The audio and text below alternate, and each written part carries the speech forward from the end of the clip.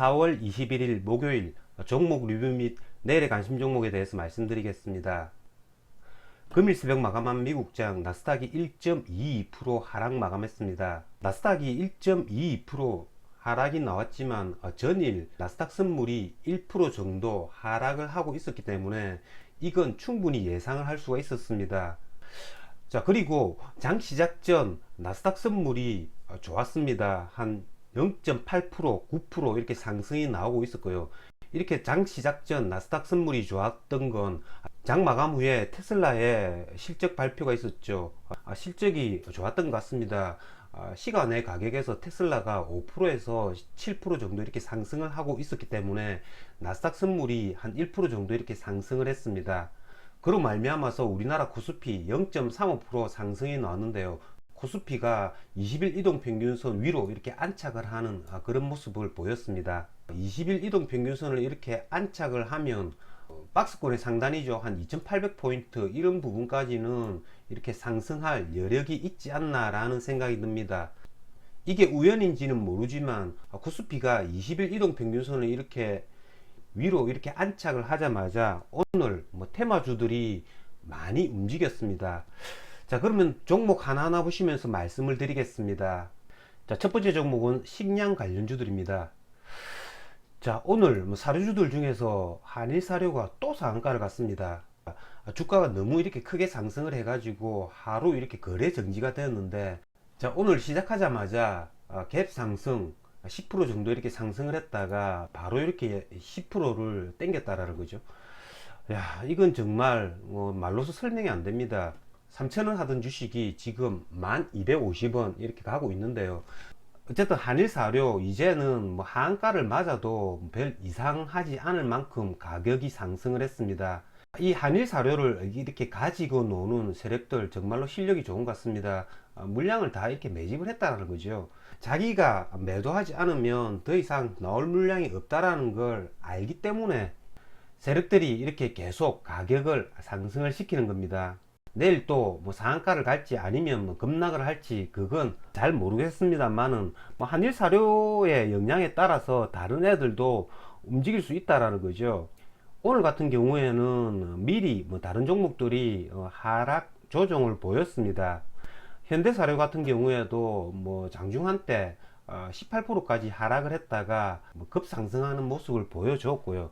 이런 건 얘네들이 꽃놀이패입니다. 기존에 현대사료를 매집하고 있던 세력들 아마 한일사료도 같이 이렇게 컨트롤 할 겁니다. 상대적으로 가격이 싼 한일사료를 가지고 이 현대사료를 컨트롤 할 수 있다는 거죠. 그러고 보면 이 현대사료 세력 입장에서는 이런 15만원대 이 자리에서 거래량을 4천억 원어치 이렇게 터뜨렸으니까 팔고자 마음만 먹는다면 충분히 이렇게 매도를 할 수가 있다는 거죠. 어쨌든 그게 중요한 것들이 아니라 내일 이런 사료주들 비료주들 어떻게 대응할까가 문제겠죠. 내일 대응 방법은 똑같습니다. 이런 한일사료 하락이 나올 때 현대사료는 한일사료나 도찐개찐이기 때문에 건드릴 수가 없겠죠. 대주산업도 오늘 단기가열 완화장치에 이렇게 걸려있기 때문에 좀처럼 거래하기가 힘들고요.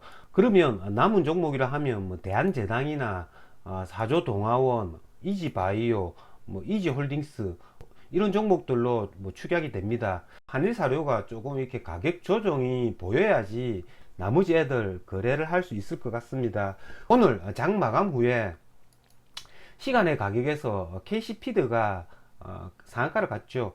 KC피드 같은 경우에는 이게 계란 관련주인데요. 마켓클리하고 쿠팡에다가 액란을 공급하는 업체입니다. 얘네가 장 마감쯤에 이렇게 급격하게 상승을 시켰다가 시간의 가격에서 이렇게 상한가를 붙였다는 거죠. 이런 애들이 산발적으로 이렇게 나오고 있지만 이런 애들 내일 아침에 거래를 할 수는 없을 것 같습니다. 자, 다음 원전 관련주입니다. 자, 원전 관련주 오늘 굉장히 크게 이렇게 상승을 했습니다. 자, 원전 관련주들이 이렇게 상승한 건 어제 장 마감 후 뉴스가 있었죠. 인수위에서 원자력 발전소 수명 연장 방안을 추진한다라는 그런 뉴스가 있었습니다. 자, 오늘 원전 관련주의 대장은 한신기계였죠. 한신기계 같은 경우에는 시초가가 한 9% 정도 이렇게 갭을 띄워서 시작을 했습니다. 이렇게 갭을 띄워서 시작을 해가지고 5% 정도 이렇게 상승을 하고 한번 이렇게 조정받고 또 이렇게 급등을 해주는 그런 양상을 보였습니다. 이런 자리에서 갭 띄웠다고 해서 이렇게 뭐 들어갈 수는 없겠죠. 요즘 장이 굉장히 뭐 거래를 하기가 힘듭니다. 자, 오늘 한신기계의 주포는 외국인이었는데요. 자, 외국인 같은 경우에는 뭐 장 시작하자마자 이렇게 띄웠을 때는 외국인이 본격적으로 매수를 하지 않았습니다. 갭 상승 후에 10% 이상 이렇게 상승을 했을 때도 외국인들이 매수를 하지 않았고요. 외국인들이 본격적으로 매수를 한 건 10시부터죠. 10시부터 이렇게 매수를 합니다. 여기 12,000원 여기서부터 매수를 해 가지고요. 11시쯤 되면 53만 주. 그러니까 11시쯤에 이렇게 거의 뭐 상한가 근처까지 이렇게 왔습니다. 이렇게 상한가 거의 근처까지 왔을 때 53만 주를 매수를 했다라는 거죠. 자, 12시가 되면 얘네들이 한 120만 주 정도 이렇게 매수를 합니다. 자, 그러면 12시가 거의 한 상한가 한번 이렇게 붙는 지점이죠. 그러면 얘네들이 매수를 했던 단가는 12,000원에서 상한가인 13,000원 이 사이에 다 매수를 했다라는 거죠. 자, 오늘 한신기계 신고가임에도 불구하고 상한가를 붙이지 못했습니다. 여러가지 조건이 맞았죠. 첫 번째는 거래량, 거래대금 6천억 정도 터졌기 때문에 굉장히 이상적인 거래량, 거래대금을 터뜨렸고요. 이런 테마주 중에서 이렇게 1등주가 상한가를 가려고 하면 2등, 3등이 한 20% 정도 따라와야 된다고 했죠. 오늘 원전 관련주의 2등 주식은 보성파워텍이었습니다. 보성파워텍도 한 20% 정도 이렇게 상승을 하고 있었고요. 서정기전 역시 한 20% 정도 이렇게 상승을 하고 있었기 때문에 조건은 다 이렇게 맞습니다만은 오늘 이렇게 상한가를 붙이지 못한 걸 곰곰이 이렇게 생각을 해보면 몇 가지 이유가 있는 것 같습니다. 첫 번째는 단기간에 너무 조정 없이 이렇게 급격하게 상승을 했다라는 거. 두 번째는 이 외국인이 매수 주체였다라는 거죠. 이 단타 외국인을 지금 세력들도 다 알고 시장 참여하는 누구나가 다 알고 있습니다. 그렇기 때문에 상한가에 안착하지 못한 것 같습니다. 저 역시 오늘 한번 이렇게 상한가 매수했다가 상한가가 한번 깨지고 다시 한번 더 이렇게 상한가 붙을 때 또 깨지는 거 보고 그 다음에부터는 상한가가 오늘 안 되겠구나 라고 생각을 했습니다. 오늘 한신기계 외국인들의 단가가 그다지 낮지 않습니다. 그렇기 때문에 내일 한신기계가 12,000원 초반대 이런 자리에 오면 충분히 단타 매매는 가능하다라는 거죠.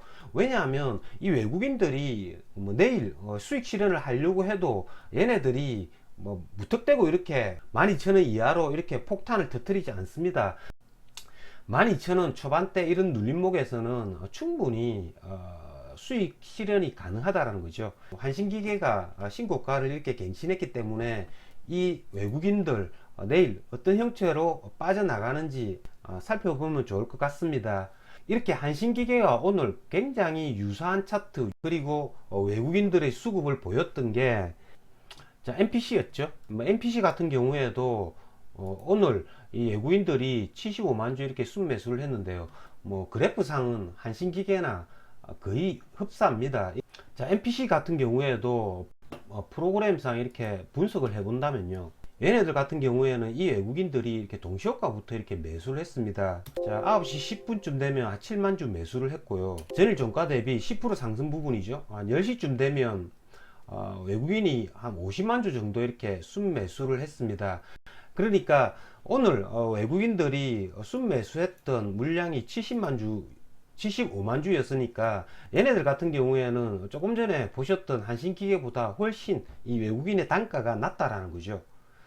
그렇기 때문에 MPC 같은 경우에도 물론 재료가 있었죠. 정부가 전기차 폐배터리에 대한 법제 마련 기대감 이런 걸로 상승을 했다라고 합니다. 그렇기 때문에 MPC 같은 경우에도 내일 이 외국인들이 프로그램으로 어떤 형태를 띠는가가 중요할 것 같고요.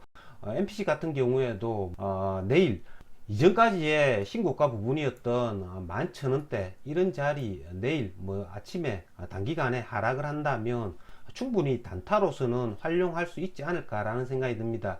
그러니까 이런 애들도 오늘 거래 대금을 터뜨리면서 이렇게 신고가를 갱신해 주었기 때문에 이런 애들도 한 4, 5일 이렇게 고가놀이를 충분히 하고 다시 한 번 더 이렇게 상승을 해줄 수 있는지 여부 지켜봐야 된다는 거죠. 자, 다음은 로봇 관련주들입니다. 자, 오늘 뭐 로봇 관련주들 장중에는 별 특이사항이 없었습니다. 하지만 시간의 가격에서 모든 종목들이 이렇게 크게 상승하는 모습을 보였습니다. 오늘 시간의 가격에서 상한가를 쌓은 종목이 휴림 로봇인데요. 이 휴림 로봇 같은 경우에는 한번 이렇게 1차 랠리하고 거의 한 달 동안 이렇게 조정을 받았습니다. 조정 받다가 오늘 이렇게 8% 정도 상승하는 이렇게 장대 양봉을 만들고 시간 외에 이렇게 갭을 띄웠다는 거죠. 한 10% 내외로 이렇게 갭 상승 띄웠다가 살짝 밀렸다가 다시 그 밀리는 부분을 먹어주는 그런 그래프가 나올 때만 휴림 로봇 이런 애들 거래를 할 수 있다는 거죠. 내일 휴림 로봇이 갭 상승 시작해 가지고 밀리지 않고 상한가까지 안착을 하는가의 여부, 뭐 그런 것들이 내일 이 로봇 관련주들은 살펴봐야 할 키포인트가 아닌가라는 생각이 듭니다. 오늘 저 같은 경우에는 어제 방송에서 말씀을 드린 뭐 건강철강 그리고 공구음원, 아셈스 이런 애들이 어제 방송에서 말씀드린 내용대로 움직였습니다. 하지만 오늘 거래를 총평해 보자면 굉장히 아쉬움이 많이 남는 거래였던 것 같습니다. 자, 이상으로 주식마법사 TV를 마치겠습니다. 여러분들 내일도 준비 잘 하셔서 성공 투자 거두시길 기원 드리겠습니다.